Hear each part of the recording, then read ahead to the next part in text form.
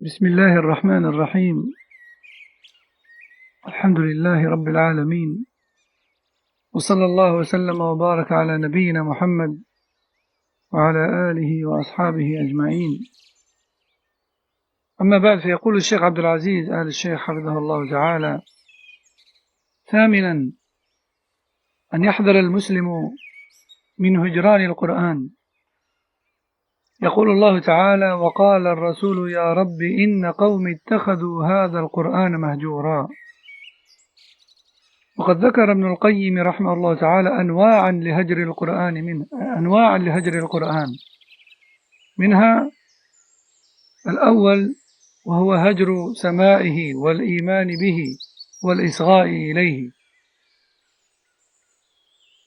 والثاني هجر العمل به والوقوف عند حلاله وحرامه وإن قرأه وأمن به، والثالث هجر تحكيمه والتحاكم إليه في أصول الدين وفروعه، واعتقاد أنه لا يفيد اليقين، وأن أدلته لفظية لا تحصل العلم، والرابع هجر تدبره وتفهمه ومعرفة ما أراد المتكلم به منه، والخامس هجر الاستشفاء والتداوي به في جميع أمراض القلوب وأدوائها، فيطلب شفاء دائه من غيره ويهجر التداوي به. وكل هذا داخل في قوله تعالى: وقال الرسول يا رب إن قوم اتخذوا هذا القرآن مهجورا. وإن كان بعض الهجر أهون من بعض. انتهى المقصود من كلامه رحمه الله تعالى. Parmi les choses auxquelles il faut faire attention vis-à-vis du Coran, nous dit Cheikh Abdel Aziz al-Sheikh Hafidahullah Ta'ala, huitièmement, le musulman doit prendre garde à ne pas délaisser le Coran. Allah subhanahu wa ta'ala dit dans Sourate le discernement, verset 30, et le messager a dit: ô Seigneur, mon peuple a vraiment pris ce Coran pour une chose délaissée. Et d'ailleurs, Ibn al-Qayyim rahimahullah a cité dans ses livres plusieurs types de délaissement du Coran. Le premier type de délaissement du Coran se fait à travers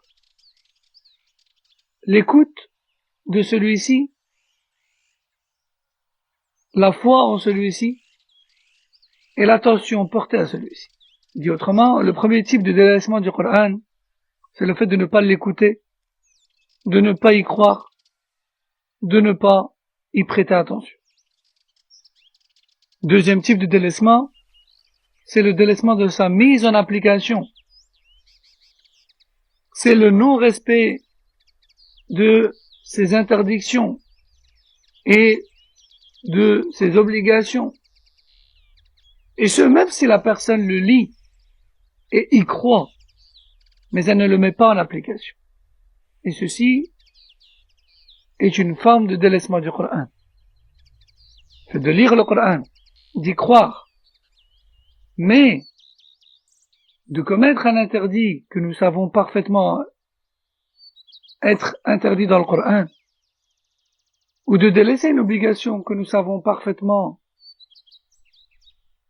qu'elle est stipulée dans le Coran, alors ceci est une forme de délaissement du Coran. Troisième type de délaissement du Coran, c'est le fait de délaisser le jugement et le fait de trancher dans les affaires et dans les conflits et dans les désaccords à l'aide de ce Coran. Que ces sujets-là soient de l'ordre des fondements de la religion ou de ses subdivisions. En prétendant que ce Coran n'est finalement pas une certitude. Oui, effectivement, nous avons des versets qui veulent dire ceci ou cela, mais nous n'avons pas forcément la certitude que c'est cela qu'il faut appliquer dans les conflits ou lorsqu'il faut trancher dans une affaire.